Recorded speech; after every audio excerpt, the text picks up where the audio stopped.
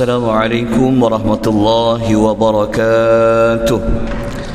Alhamdulillahi rabbil alamin, wassalatu wassalamu ala asyrafil anbiya'i wal mursalin wa ala alihi wa sahbihi ajma'in, amma ba'd. Tuan-tuan dan puan-puan rahimani wa rahimakumullah, pagi ini insyaAllah kita akan menyelesaikan beberapa maklumat yang masih lagi pada ayat yang kedua. Ayat yang kedua ni tuan-tuan boleh rujuk muka surat nombor 49 bagi nota yang bercetak. Kita baca ayat ni sekali lagi. A'udzu billahi minasyaitonir rajim.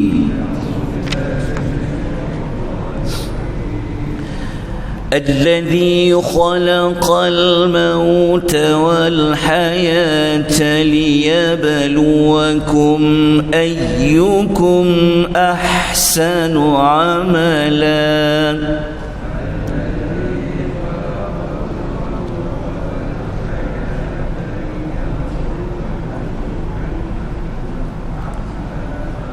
وهو العزيز الغفور.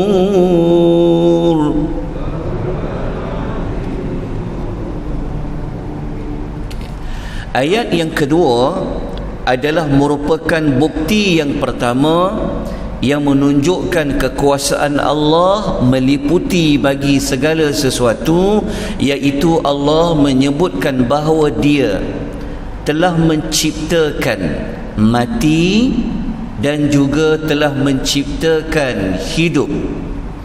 Kenapa diciptakan hidup? Adalah untuk menguji kamu. Siapakah di kalangan kamu yang lebih baik amalnya? Kemudian Allah meletakkan di hujung ayat itu bahawa Dialah yang maha perkasa lagi maha pengampun. Semalam kita telah bincangkan tentang mengapakah Allah mendahulukan penyebutan mati sebelum Allah menyebut penyebutan hidup. Kita telah kemukakan dua sudut yang disebutkan oleh para ulama tafsir. Dalam masa yang sama, ini menunjukkan bahawasanya kalau Allah kata Dia telah menciptakan mati, kata Ibnu Katsir, ayat ini sebagai dalil menunjukkan bahawasanya mati itu adalah suatu yang bersifat wujud kerana ia diciptakan. Maknanya mati ini juga sebenarnya adalah makhluk. Sebab tu Allah kata Dia telah menciptakan mati. Maknanya mati itu adalah makhluk. Kalau kita rujuk dalam hadis muka surat nombor 50 kotak yang kedua tu, di dalam hadis riwayat Al-Bukhari dan Muslim, Nabi menyebutkan nanti di hari akhirat, ketika mana orang semua dah masuk syurga, ada orang masuk ke dalam neraka, maka Allah Ta'ala akan bawa maut tu diletakkan di antara syurga dan neraka. Kemudian maut itu ia akan disembelih. Maknanya maut tu sendiri akhirnya dia pun akan jadi maut. Faham tak maksudnya? Mati tu nanti di hari akhirat Allah Ta'ala akan matikan mati tu. Dengan cara macam mana? Kalau kita baca dalam hadis itu, dia kata summa yuzabbih, dia akan disembelih. Maka apabila disembelih mati tu, maka tak ada lagi mati dah. Maka akan diseru kepada penduduk di dalam syurga, kamu takkan lagi mati, kamu akan kekal sampai bila-bila. Ahli syurga dengar mati dah tak ada, maka mereka menjadi sangat gembira. Sebab apa?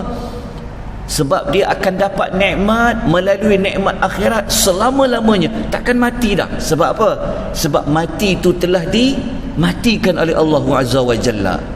Namun begitu, bagi penduduk di dalam neraka, mereka akan menjadi semakin sedih. Sebab apa? Sebab azab yang mereka terima di dalam neraka itu Allah tidak akan hentikan, dan mereka akan hidup selama-lamanya di dalam api neraka.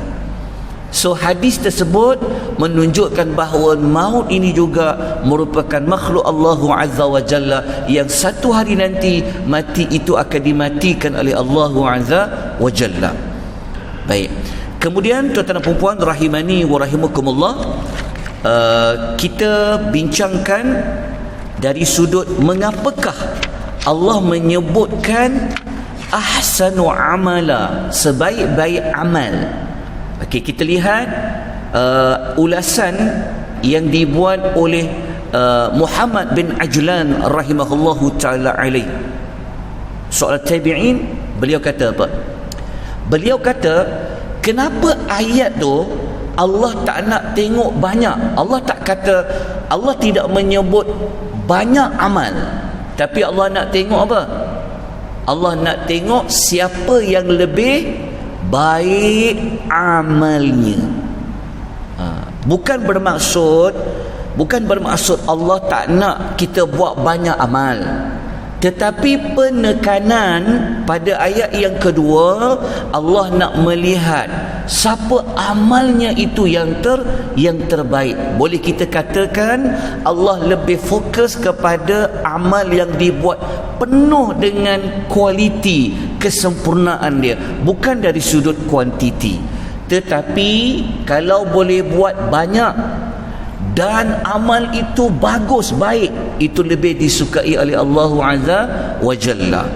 Contoh kalau macam kita berzikir, kita berzikir kan, kita baca tasbih contohnya. Ada orang dia baca banyak, sampai 1000 kali dia baca subhanallah, subhanallah, sampai 1000 kali. Ada orang dia baca 100 kali saja, tetapi yang baca 100 tu dia faham apa tu subhanallah. Hati dia faham, hatinya bawa kepada memahami makna. Ia lebih baik daripada hanya baca 1000 kali tapi dia tak ada penghayatan, dia tak faham. Maksudnya macam tu. Tetapi kalau dia boleh baca 1000 kali dan dia faham, ada penghayatan, lebih baik daripada baca 100 kali. Kemudian tuan-tuan dan puan-puan rahimani wa rahimakumullah, apakah ciri-ciri dikatakan sesuatu amal itu terbaik? Dijelaskan oleh Al-Fudhil bin Iyadh rahimahullahu ta'ala alaih. Kita boleh jumpa kata-kata beliau muka surat nombor 56. Yang di atas itu kita akan dapati Al-Fudhil bin Iyadh mengatakan amal yang terbaik dia ada 2 ciri. Apa dia? Akhlasuhu wa aswabuhu. Dia mesti ikhlas dan paling betul amalnya. Okey, dia kata amal yang terbaik adalah paling ikhlas dan dia betul. Dia menerangkan lagi, dia kata kalau amal kita buat tu ikhlas tetapi tidak betul, Allah tak akan terima. Manakala kalau amal itu betul tetapi tidak ikhlas pun tidak akan diterima. Di bawah sekali itu beliau menerangkan, dia kata amal yang ikhlas ialah kalau dia buat kerana Allah Azza wa Jalla. Manakala amal yang betul apa dia? Dia bertepatan dengan sunnah Rasulullah sallallahu alaihi wasallam. Kalau kita buat amal yang tak sama, tak selari macam Rasulullah sallallahu alaihi wasallam, amal itu bukan amal yang terbaik. Contoh, kalau pagi ni ada orang semayang subuh, dia semayang 3 rakaat tapi dia ikhlas sangat. Ikhlas dia semayang tu sampai mengalir air mata dia, khusyuk dia solat. Tetapi amal itu akan ditolak. Sebab apa? Sebab tak pernah Nabi semayang 3 rakaat subuh.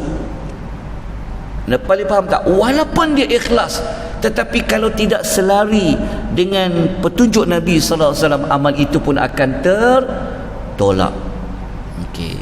Sekarang kita masuk kepada perbahasan kenapa Allah letakkan di penghujung ayat yang kedua itu dia kata Allah itu dia maha perkasa? Jawapan nombor satu, kenapa Allah kata dia Al-Aziz? Okey. Makna pertama, Allah menyebutkan Allah itu Al-Aziz kerana Allah nak paksa segala sesuatu dan semua makhluknya tunduk kepadanya. Maksudnya apa? Okey. Kita belajar kan pada ayat yang kedua, kita ketahui bahawa apabila Allah hidupkan kita, semua orang telah dipaksa untuk mengikuti segala ujian-ujian yang telah Allah tetapkan. Contoh, Allah bagi ujian musibah. Tak ada siapa boleh lari dari musibah. Kalau Allah datangkan, maknanya Allah paksa kita supaya kita terima musibah tu. Itu kenapa? Kerana Allah tu maha perkasa. Begitu juga Allah paksa kita banyak perkara-perkara yang wajib kita buat. Kita kena taat pada Allah. Kerana siapa? Kenapa? Kerana dia itu maha perkasa. Itu maksud yang pertama. Maksud yang kedua, cuba kita lihat muka surat nombor 57, apa kata Al-Imam Suyuti dan Al-Imam Jalaluddin Al-Mahalli dalam tafsir Al-Jalalain. Dalam tafsir Al-Jalalain mengatakan, kenapa Allah kata dia maha perkasa? Allah sebenarnya ingin memberitahu sesiapa yang dia gagal dalam menempuh ujian hidup yang telah Allah tetapkan, maka dia akan berhadapan dengan Allah yang maha perkasa. Maksud dia, kalau Allah perintahkan ujian hidup dia apa? Dia kena solat 5 waktu, tapi dia tak nak, maka seolah-olah Tuhan kata engkau akan berhadapan nanti dengan Tuhan yang maha perkasa. Allah larang kita buat benda yang haram, tapi kita tak nak tinggal. Allah mengatakan yang kau tak nak tinggal apa yang Allah larang, kita akan berhadapan dengan Allah yang maha perkasa. Itu dua sudut. Manakala, kenapa Allah kata dia itu maha pengampun? Kata Al-Imamu masih dari tafsir Al-Jalalain mengatakan, kenapa Allah kata dia maha pengampun? Maknanya Allah Ta'ala nak bagi tahu, dalam ramai-ramai kita ni manusia, ada orang dia tak nak buat, kadang-kadang dia ada banyak kurang dalam ujian hidup, betul tak? Mungkin dia merungut apabila Allah timpa musibah, mungkin dia mengeluh, ala Islam ni nak kena buat ni lah, tak boleh buat ni lah, macam-macam. Kadang-kadang tak sempurna ibadat kita, sedangkan Tuhan kata dia nak tengok amal yang terbaik, tapi kita ni kadang-kadang main-main je ibadat. Sekadar cukuplah, sekadar kita rukuk, kita sujud, sedangkan khusyuknya tak ada, tomak ninahnya tak ada. Contoh, dia puasa, tinggalkan makan minum, tetapi panca indera dia macam orang tak puasa, ada kekurangan dalam puasa. Maka Allah mengingatkan, kalau siapa-siapa yang dia rasa selama ni dia buat amal tu tak fikir sempurna, tak fikir terbaik, maka Allah Ta'ala membuka ruang untuk hamba itu bertaubat dan kembali kepada dia. Bertaubat, selepas ni kalau nak buat amal, nak buat yang terbaik, maka Allah tu dia maha pengampun. Begitu juga para ulama mengatakan, kenapa Allah kata dia maha pengampun? Allah nak mengampuni orang-orang yang melakukan keburukan. Allah juga mengampuni mereka yang tidak menunaikan kewajipan secara betul, dan Allah mengampuni orang-orang yang berdosa secara khusus. Maka selesailah tafsiran ayat yang kedua. Justru itu kita terus pergi kepada pengajaran apa yang kita dapat belajar daripada ayat yang kedua. Nombor satu, kita dapat belajar kita adalah makhluk Allah Subhanahu wa ta'ala yang sangat lemah. Betul tak lemah? Kerana kalau Allah tak ciptakan kita, tak wujud kita. Betul tak? Dalam masa yang sama Allah ingatkan tentang mati. Kita dah belajar pada pentafsiran kenapa dahulukan mati. Maknanya kita ni lemah di sisi Allah Azza wa Jalla. Yang hebat siapa? Adalah Allah yang pencipta kepada mati dan hidup. Pelajaran nombor 2, hidup ini sebenarnya adalah ujian. Betul atau tidak? Ujian. Hidup ini sebenarnya ujian. Daripada satu perkara Allah uji kepada satu perkara Allah uji, tak pernah berhenti. Allah uji kita dengan sehat, ujian. Allah uji kita dengan sakit, ujian. Kita kan tiap-tiap hari macam tu, ada masa sehat, ada masa sakit, ada masa gembira, ada masa sedih. Itu ujian dari Allah Azza wa Jalla. Tiap-tiap hari ada kewajipan yang nak kena buat, itu ujian. Tiap-tiap hari ada larangan yang Allah larang kita buat, itu adalah ujian. Okay, jelas saudara-saudara rahimani wa rahimakumullah. Kadang-kadang Allah uji di kalangan kita dengan bentuk kekurangan harta benda, ujian. Kadang-kadang Allah uji dia dengan tingkah laku perangai anak-anak dia, ujian. Kadang-kadang Allah uji dia dengan perangai suami dia, ujian. Begitulah sebaliknya. Allah bagi pemerintah yang tak menjaga kebajikan rakyat, ujian. Dapat rakyat yang tak bersyukur, ujian. Selesai. Jelas? Boleh? So lepas ni lidah kita kata, tak apa, ni semua ujian Allah. Kan senang. Tapi kalau duk asyik sebut masalah, sampai bila masalah? Okay, kalau kita pegang ujian, so ringan hidup kita. Baik, nombor 3 kita dapat belajar, amal yang terbaik lebih utama daripada buat amal yang banyak tapi tak terbaik. Tapi kalau buat banyak, terbaik itu lagi bagus. Nombor 4, ingat mati merupakan pendorong untuk kita ini banyak untuk beribadat. Pelajaran nombor 5, Allah ini dia maha perkasa dalam mengazab mana-mana hambanya yang tak peduli langsung tentang mana-mana ujian yang Allah bagi dalam hidup dia. Dan yang keenam, Allah menerima taubat bagi mana-mana hambanya yang ingin kembali kepadanya, yang ingin membaiki amalnya. Itulah 6 pelajaran yang boleh kita ambil. Kita terus pergi kepada apa tindakan perubahan yang perlu kita buat dalam hidup kita pada ayat yang kedua.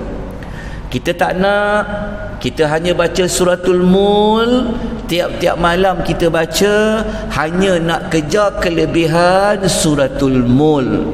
Tetapi sikap kita, perangai kita masih jauh dengan Allah, dan kita bimbang fadilat itu Allah tidak berikan kepada kita. Kenapa? Kerana tingkah laku kita tidak sama seperti mana apa yang ayat yang kita baca. Sebab itu kita kena bincang juga setiap ayat yang kita belajar, apa yang perlu kita buat dalam hidup kita. Nombor 1, tindakan yang pertama, sudah pasti kita kena meyakini akan kesempurnaan kekuasaan Allah yang kita boleh lihat dari sudut Allah lah yang telah menciptakan manusia yang sebelumnya tiada, yang dipanggil apa? Yang dipanggil maut. Nombor 2, kita kena sentiasa ikhlas dalam beribadat, dan kita mengikuti bentuk-bentuk ibadat, cara kita beribadat, cara kita dekatkan diri kepada Allah dengan mengikut petunjuk Nabi sallallahu alaihi wasallam. Kerana kita nak tengok amal yang terbaik. Tindakan nombor 3, sentiasa mengingati mati supaya kita boleh hargai waktu, supaya kita boleh banyak buat amal soleh kita kepada Allah. Nombor 4, bertaubat di atas segala dosa, dan bertaubatlah kita bermula daripada hari ini. Kalau selama ni kita buat ibadat sekadar nak lepas, saya dah buat. Lepas ni kita keluarkan satu tagline kita, saya dah buat, saya dah usaha dengan terbaik. Jadi mana-mana kita rasa banyak kurang, kita baiki. Ya, moga-moga ada berkat daripada ayat yang kedua yang telah kita baca tadi, dan berkat itu kita nampak pada perubahan dalam hidup kita. Kita semakin lama semakin rapat dan dekat dengan Allah Azza wa Jalla. Kita masuk ayat yang ketiga, tuan-tuan dan puan. Kita baca saja ayat yang ketiga ni sebab tak sempat untuk dibuatkan ulasan. A'udzu billahi minasy syaithanir rajim. الذي خلق سبع سماوات طباقا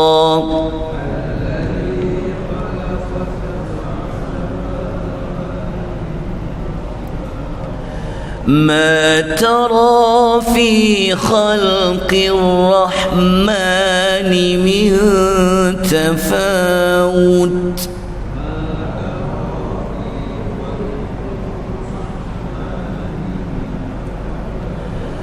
فارجع البصر هل ترى من فطور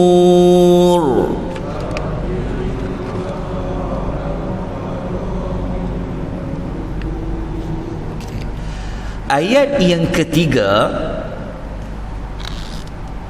adalah ayat yang membuktikan yang kedua, kesempurnaan kekuasaan Allah itu meliputi segala kerajaan, iaitu kita lihat terjemahan ayatnya berkenaan dengan langit. Okey, cuba tuan-tuan perhatikan dalam ayat yang kedua, kita jumpa sekali lagi Allah menyebut tentang perkataan khalaqa. Cuba tak? Allazi khalaqa. Dialah yang telah menciptakan. Sama tak macam ayat yang kedua? Ayat ketiga ni sama tak macam ayat yang kedua? Allazi khalaqa. Ayat ketiga pun ada allazi khalaqa. InsyaAllah nanti pengisian yang berikutnya kita akan jelaskan. Kalau Allah guna kalimah khalaqa, sebenarnya ia nak memberi maksud apa? Ada beza kalau Allah gunakan perkataan ja'ala, ada beza walaupun maknanya sama. Jadi ayat yang ketiga ni Allah nak membuktikan Dia itu menguasai segala sesuatu adalah pada penciptaan 7 lapisan langit yang bertingkat-tingkat, berlapis-berlapis. Lepas tu Tuhan bagi tahu, engkau akan melihat pada penciptaan 7 langit yang berlapis-lapis itu, Tuhan yang pemurah itulah yang ciptakan. Tidak ada sebarang ketidakseimbangan. Maka Allah kata, cuba sekali lagi tengok pada langit yang 7 tu, ada tak sebarang kecacatan dan ketidakseimbangan. Untuk ulasan lanjut kita akan sambung insya-Allah pada keesokan pagi, dan kita terus bincangkan sedikit maklumat panjang ringkas tentang isu 7 langit insya-Allah. So moga-moga kita mendapat manfaat, kita semakin dapat mengenali Allah Azza wa Jalla, kita dapat menjadi manusia yang semakin membesarkan, mengagungkan Allah Azza wa Jalla. Jadi kita sudahi pengisian kita pada pagi ini dengan kita membaca tasbih kafarah. Subhanakallahumma wa bihamdika asyhadu an la ilaha illa anta astaghfiruka wa atubu ilaik. wal 'asr innal insana lafi khusr illa alladhina amanu wa 'amilus salihat wa tawassaw bil haqq wa tawassaw bis sabr. Wabillahi taufiq wal hidayah. Wassalamu alaikum warahmatullahi wabarakatuh.